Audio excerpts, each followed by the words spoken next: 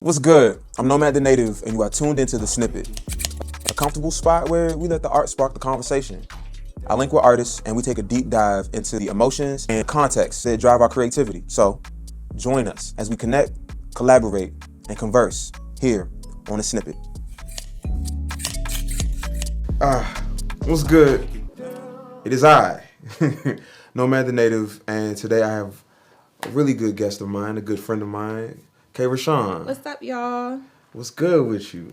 I'm good. I'm feeling good right now. I'm having a very good morning. Everything went very smooth. So thank you so much for having me. Of course, thank you for coming. And, this is the Snippet. So, like the name suggests, we finna play a snippet. You ready? Yes, let's do it. All right, let's bet. do it. So, what's the name of the song? Feel good. All right. Feel good. Feel good. Let's see. Feel good. Make sure the Wonder Boom is booming. All right.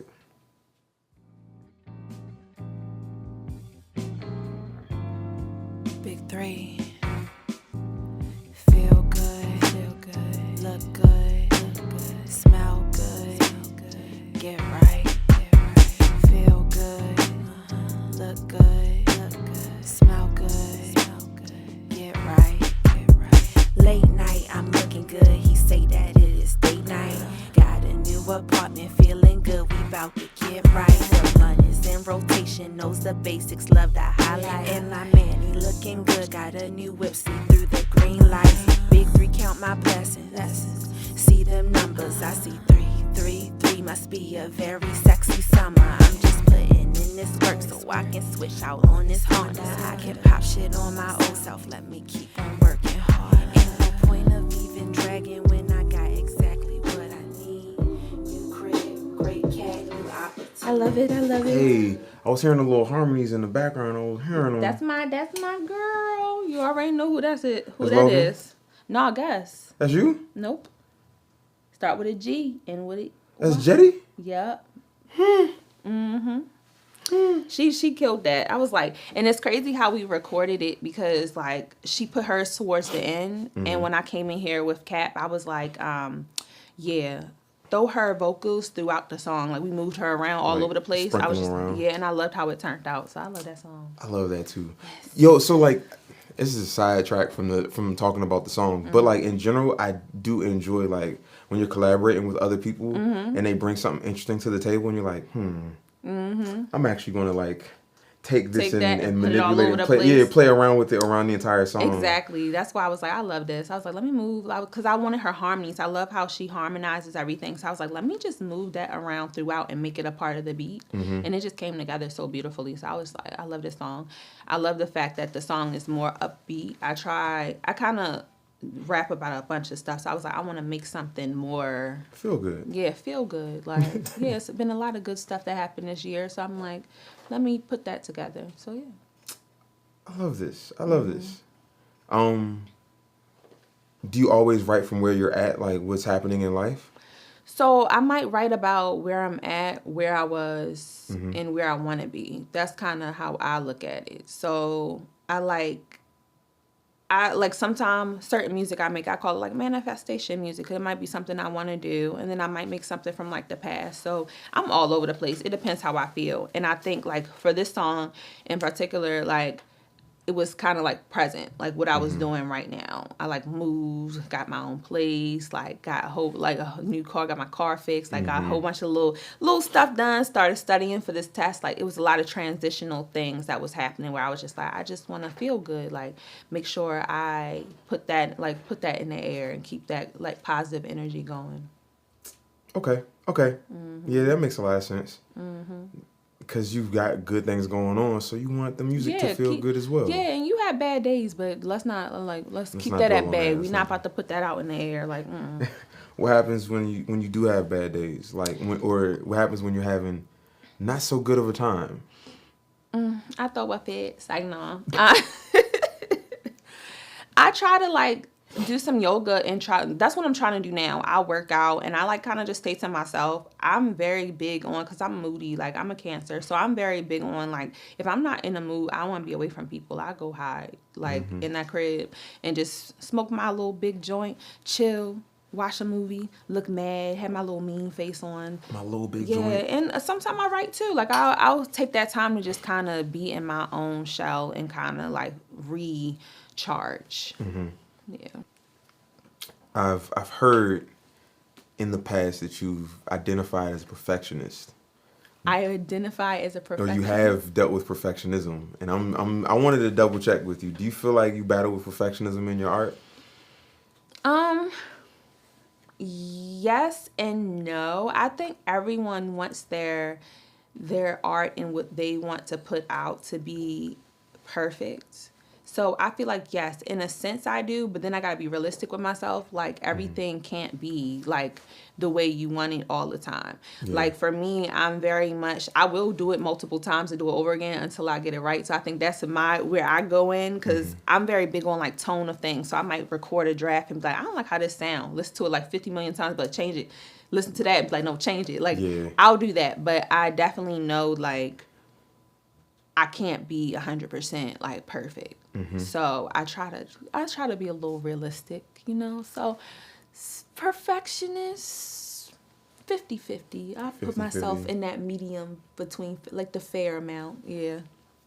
I feel that. Fair. Keep it fair. Yeah, like I'm very much the same way. So like I'll sit with something for a while just to make sure that I'm not only enjoying it just because I just made it. I'm Exactly. enjoying it because it's been executed properly. And if I feel like it hasn't been executed properly after I've sat with it, it's like, all right, well, I'm going to redo this now. I'm And we work together. You a perfectionist too. You don't play.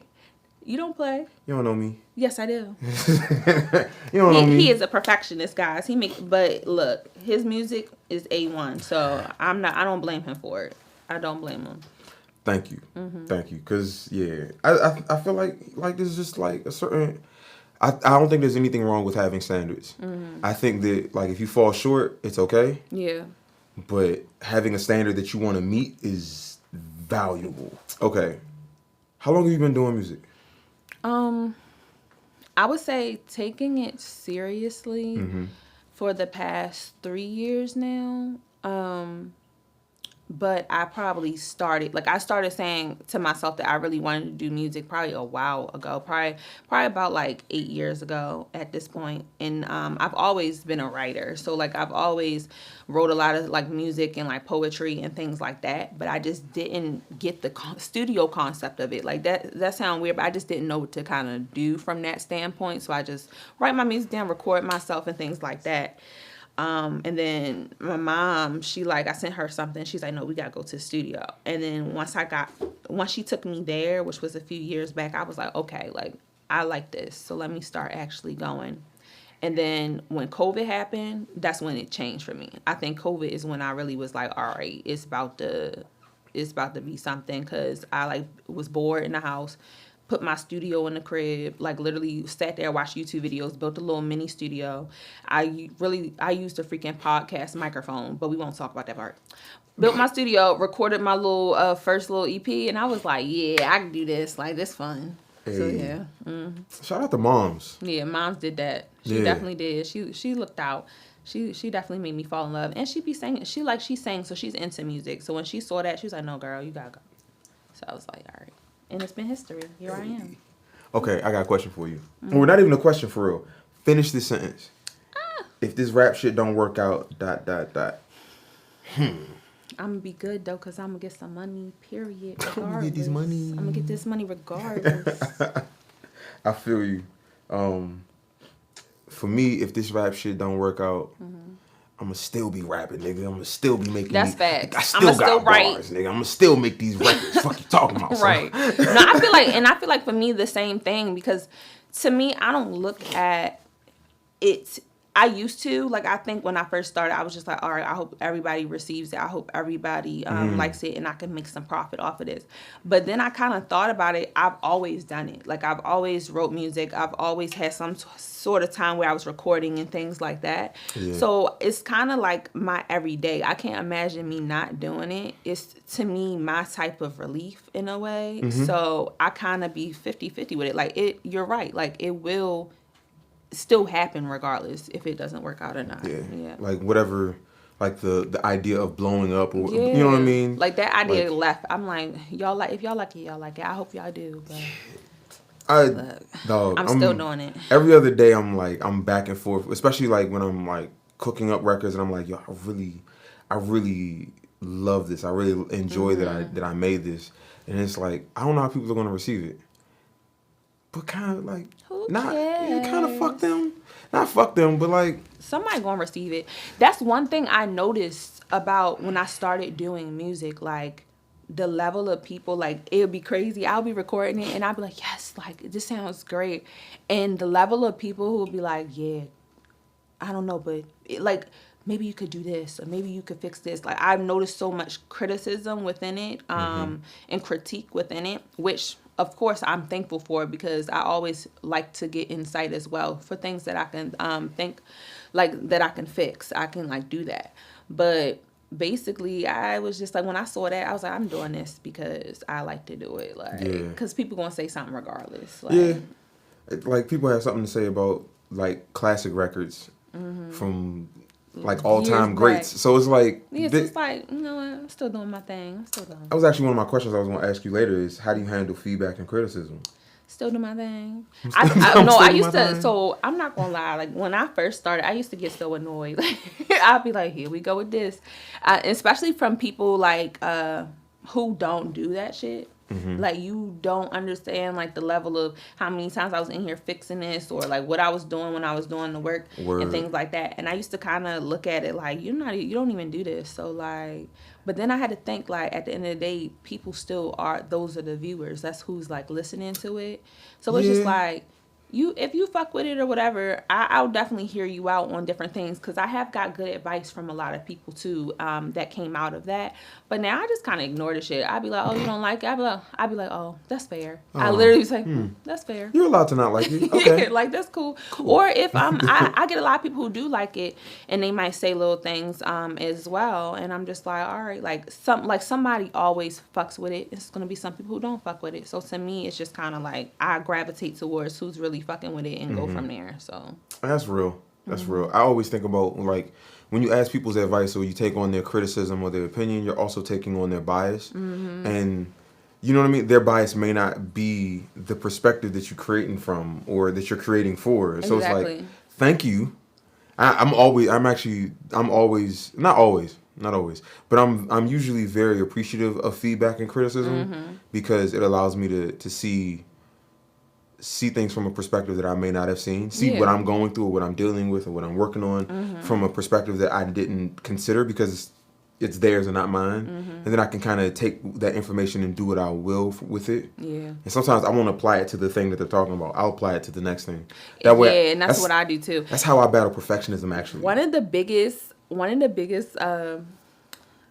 like feedback that I got from my first project, and it ended up, my very first project I worked on is on SoundCloud, but it's like I took it off everything else because I like switched what's it called, so when they look it up?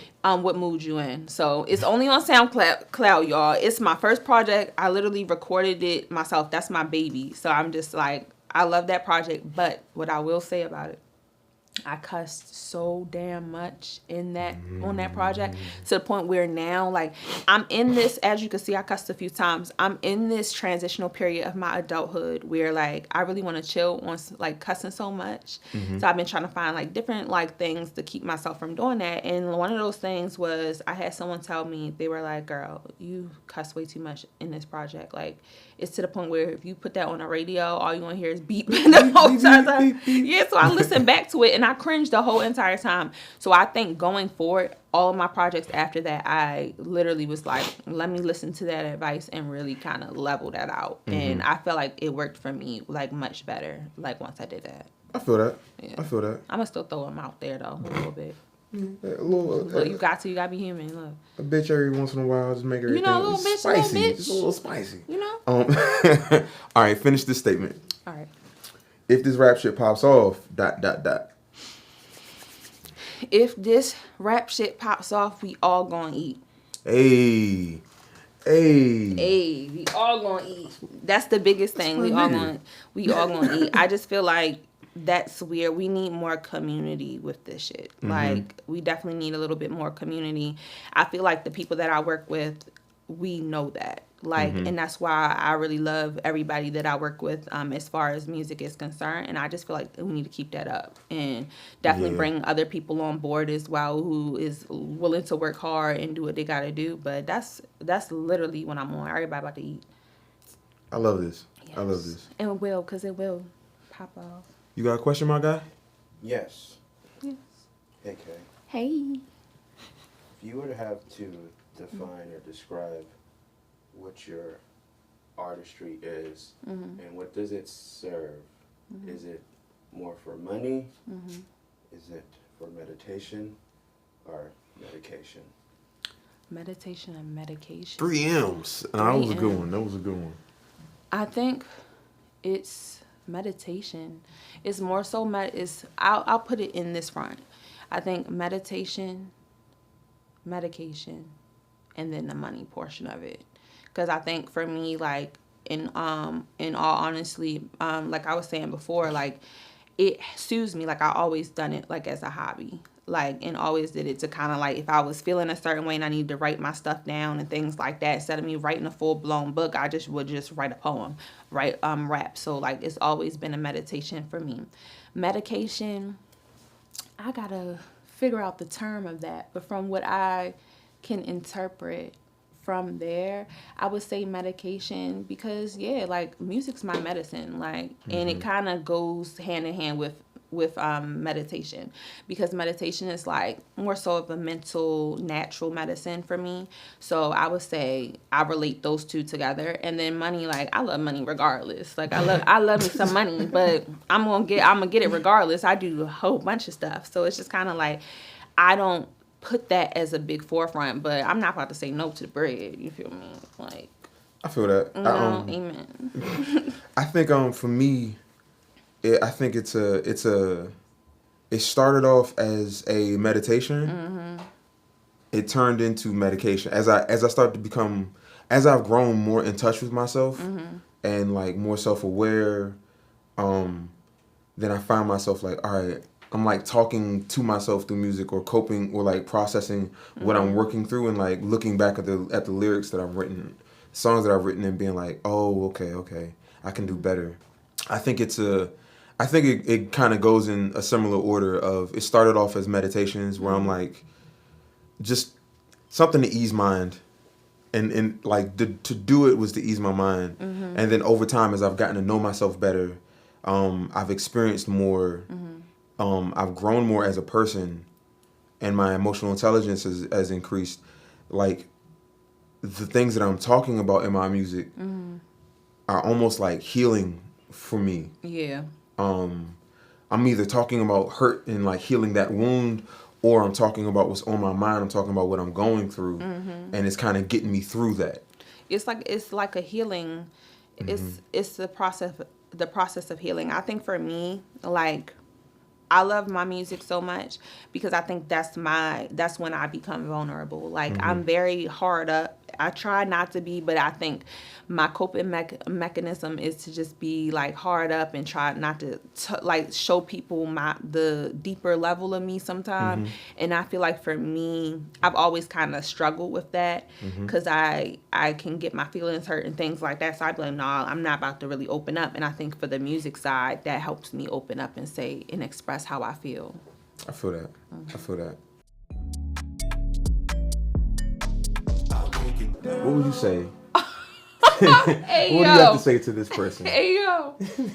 Look, I'm trying to make you proud. I'm trying to put this smile here on your face and keep it there, girl.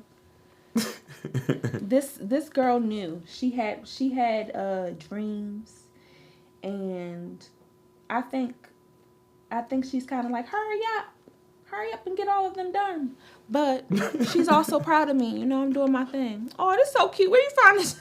Hey, I'm not going to disclose my sources. Yo, found a little baby picture. I'm crying my big head ass. I'm crying. Oh, but yeah, she's proud. You know, I'm making you proud, girl. I'm making you smile.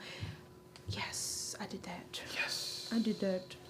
And I'm crying at this. You don't really. Hey, yeah, no, we be doing our homework over I'm here. gonna put this right here. That's funny. She can watch us. She's not about to stand up. She used to be like, Huh.